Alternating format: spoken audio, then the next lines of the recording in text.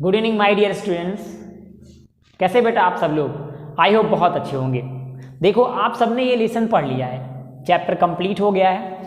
इसकी नोट्स कुछ लोगों ने बना रखी होगी, कुछ ने नहीं बनाई है। जिन जिन लोगों ने नहीं बनाई है, आगे जैसे जैसे वीडियोज आते जाएंगे आपको एवरी टॉपिक्स की डीप नोट मिलती जाएगी। नोट्स में होगा कैसे, मान लीजिए मैंने आपने चार्ज पढ़ा, चार्ज की सारे टॉपिक होंगे, चार्ज के बारे में सब कुछ दिया होगा, चार्ज की डिफिनीशन दी होगी, फिर चार्ज से कौन कौन से न्यूमेरिकल एनसीईआरटी ने पूछे हैं, क्या क्या क्वेश्चन एनसीईआरटी बनाती है और कौन कौन से क्वेश्चंस बोर्ड ने अभी तक चार्ज टॉपिक से पूछे हैं, वो सब कुछ आपके नोट्स में इंक्लूड होगा। लेकिन ये आपको तब मिलेगा जब आप लगातार वीडियोस को डीप देखेंगे। ये क्विक रिवीजन वीडियो है, ये उन बच्चों के लिए है जो इलेक्ट्रिसिटी एक बार पढ़ चुके हैं। जिन जिन लोगों ने इलेक्ट्रिसिटी पढ़ लिया है उनके लिए वीडियो हेल्पफुल करेगा। चलो और रिवाइज करते हैं। हमारा सबसे पहला टॉपिक क्या था? Charge.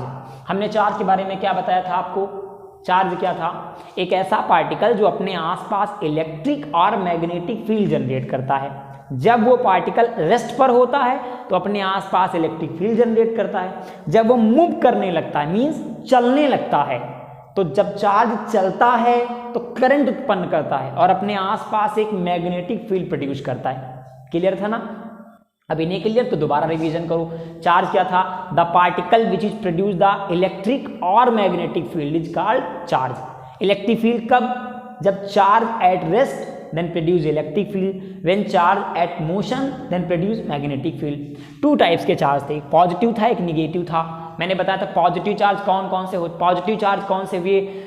In which number of less of electron, जिनके अंदर नंबर ऑफ इलेक्ट्रॉन लेस हो, कम हो, उन्हें बोलेंगे पॉजिटिव चार्ज। जिनके अंदर नंबर ऑफ इलेक्ट्रॉन ज्यादा होते उन्हें बोलते हैं निगेटिव पार्ट।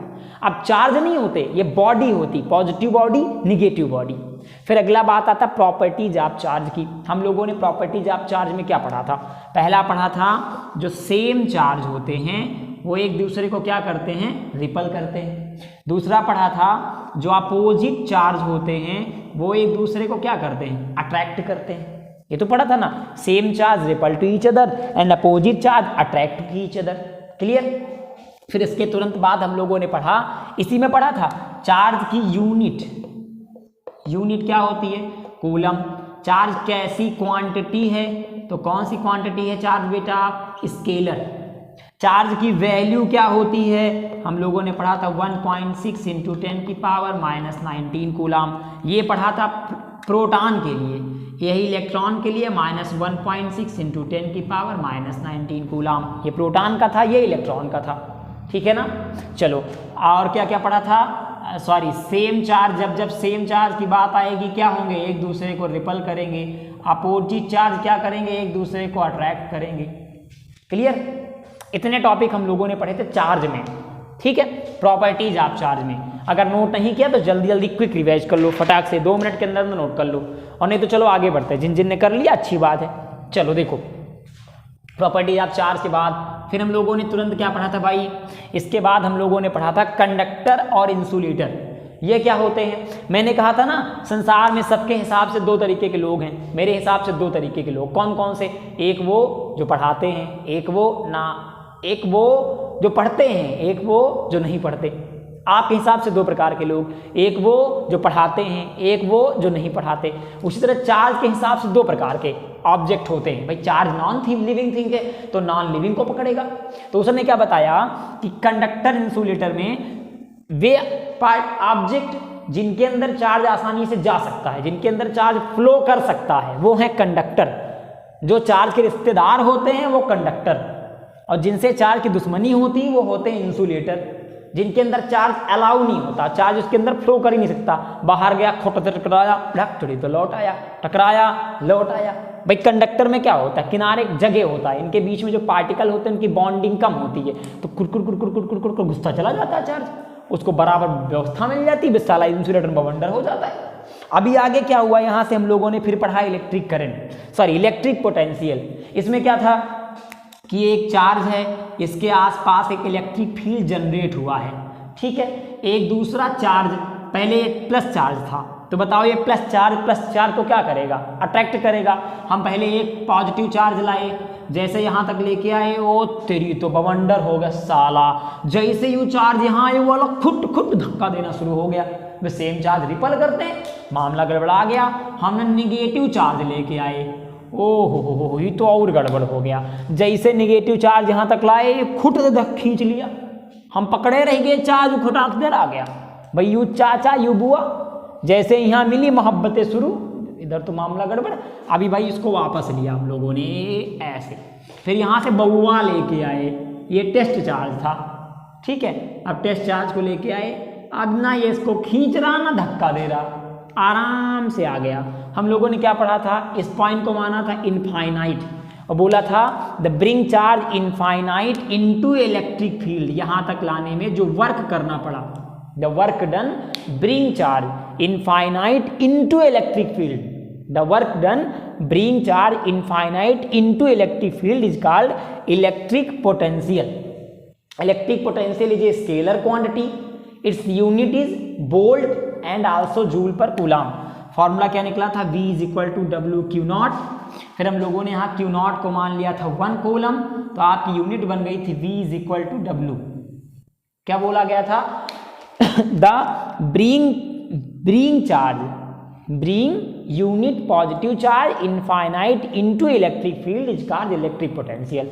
एक यूनिट इसकी क्या थी, वोल्ट, दूसरी यूनिट इसकी क्या थी, जूल पर कूलम, क्लियर।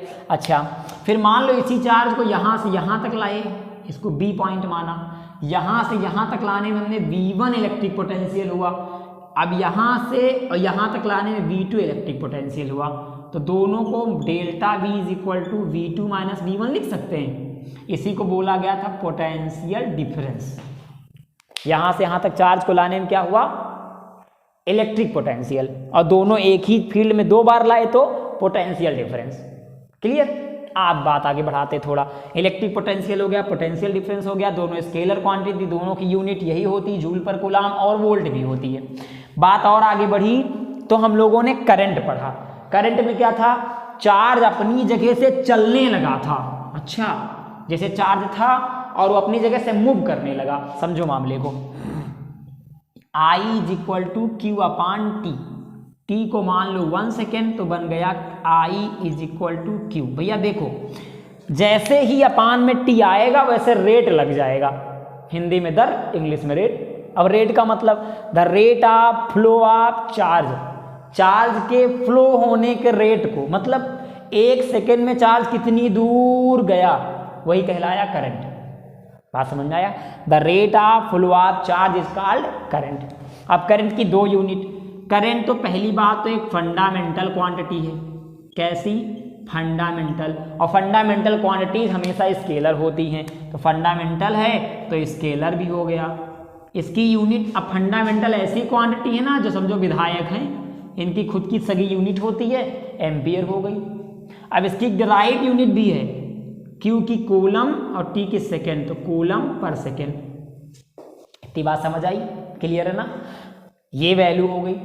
अब आगे बात आई थी, चार्ज 2 टाइप का था, एक AC था, एक DC था, alternating current, direct current. Alternating current क्या था, ऐसे करंट जिनकी वैल्यू चेंज विथ टाइम, ऐसे करंट जिनकी वैल्यू टाइम के साथ चेंज हो जाती थी, वैल्यू के साथ साथ आप डायरेक्शन भी ले सकते हो, उनको हम बोलते थे अल्टरनेटिंग करंट। ये हमारे घरों में यूज होते हैं। फिर डायरेक्ट करंट क्या था, डज नॉट, ऐसे करंट जिनकी वैल्यू टाइम के साथ साथ वेरिएबल नहीं होती, जो चेंज नहीं होती, ना डायरेक्शन चेंज होती ना वैल्यू कम ज़्यादा हो सकती है, डायरेक्शन चेंज नहीं हो सकती, उनको हम लोगों ने बोला था डायरेक्ट करंट। आप बात आगे बढ़ाई तो मिला हमको ओम्स लॉ। ओम्स चाचा का जन्म हुआ, इन्होंने बताया कि अगर किसी कंडक्टर में 3 चीज़ें कांस्टेंट कर दी जाएं, क्या क्या, प्रेशर, वॉल्यूम एंड टेम्परेचर, बोला गया था according to this law at constant physical variable, physical variable क्या होते हैं, pressure, temperature, volume. According to this law at constant physical variable given electric potential for any conductor is directly proportional to current flow through it, V is directly proportional to I, उन्होंने ये बोला था। According to this law electric potential for any conductor is directly proportional to current. ठीक है, ये हटाया गया तो बन गया था IR यहाँ से 3 फार्मूले बने, I is equal to V upon R, R is equal to V upon I. ये 3 फार्मूले इसी के बनाए गए। ठीक है, हाँ क्लियर, समझ में आ गया। ये भी हो गया, ये भी हो गया, ये भी हो गया।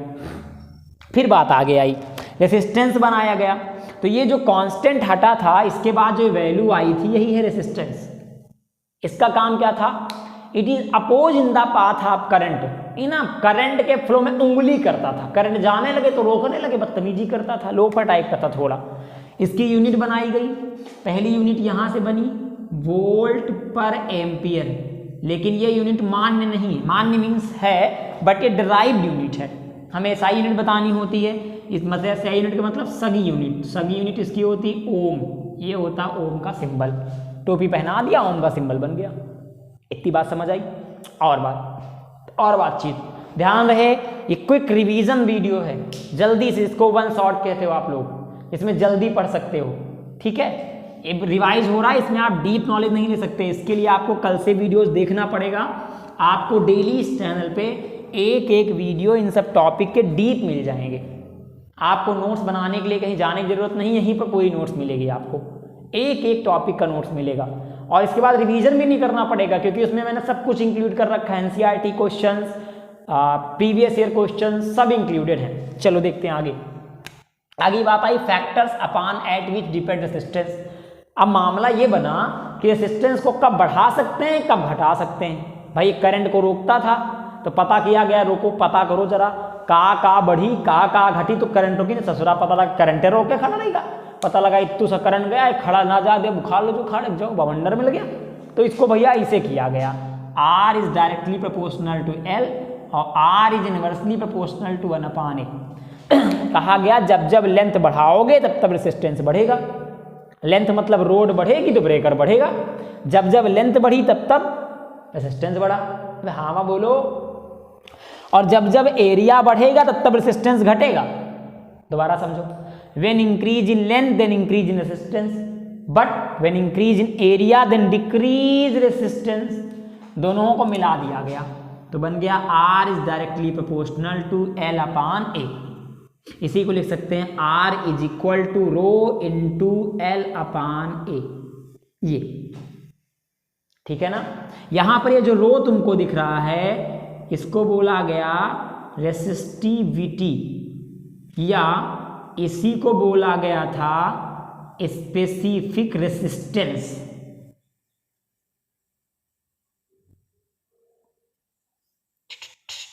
क्लियर? चलो अब बात आगे बढ़ाते हैं। इसकी कहानी क्या थी रेसिस्टिविटी की? तो लोग सकते हैं रो इज इक्वल टू, यूनिट निकालते हैं इसकी, ए को इधर भेज दो, हो जाएगा R इंटू A/L। R की यूनिट ओम, A की मीटर स्क्वायर और L की मीटर, मीटर से स्क्वायर 10 हो गया, तो रो इज इक्वल टू आ गया ओम मीटर। ये बेटा रो की यूनिट होती है। इतनी बात समझ में आई? इसको क्या बोलते हैं? रेसिस्टिविटी बोलते हैं, स्पेसिफिक रेसिस्टेंस भी बोलते हैं। मान लो डिफाइन करना हो तो ऐसे दिख रहा तुमको, क्या लिखेंगे? L की वैल्यू 1 मीटर मान लो और A की वैल्यू 1 मीटर स्क्वायर मान लो, तो फॉर्मूला बन जाएगा R is equal to rho. Means the specific resistance is equal to which resistance? दोबारा, the resistivity is equal to which resistance? Resistivity उस रेसिस्टेंस के इक्वल टू होती है which is applied in unit length and unit area conductor. Resistivity उस resistance के बराबर होती है जो एक मीटर लेंथ और 1 मीटर स्क्वायर एरिया वाले कंडक्टर में अप्लाई किया जाता है। क्लियर? इसकी यूनिट आपको सब कुछ दिख गई। चलो और बात आगे बढ़ाते थोड़ा सा। इसके बाद चलो भाई कार्यक्रम आगे बढ़ाया तो देखो शुरुआत हुई रेसिस्टिविटी और स्पेसिफिक रेसिस्टेंस की, ये तो हो गया खत्म। अगला था हीटिंग इफेक्ट ऑफ करंट। हम लोगों ने क्या पढ़ा था कि जब किसी भी इंस्ट्रूमेंट में, किसी भी कंडक्टर में, हम किसी भी डिवाइस में लगातार करंट फ्लो होते हैं तो कुछ देर बाद वो गर्म होने लगता है। ठीक है, जैसे आप फ़ोन को लगातार चार्ज करो और बात भी करते रहो तो कुछ देर बाद आपको फील होगा कि फ़ोन आपका हीट हो गया, उसे बोलेंगे heating effect of current. Heating effect of current, current की वजह से हीटिंग इफेक्ट होना। ठीक, फिर क्या था? जूल्स लॉ ऑफ हीटिंग था। कितना गर्म होता है, ये नहीं पता लग रहा था, ये तो पता लगा गर्म होगा, बोले कितना होगा, कहना वो बताते हैं। इसके लिए था H is directly proportional to I square, H is directly proportional to R, H is directly proportional to T। तीनों को कंबाइन कर दिया तो बन गया H is directly proportional to I square RT। ये हटा दो तो बचा I स्क्वायर RT। ये आपका फॉर्मूला बना था जूल्स लॉ ऑफ हीटिंग का। क्या था इसमें? The heating produce is directly proportional to square of current, resistance and temperature, sorry time.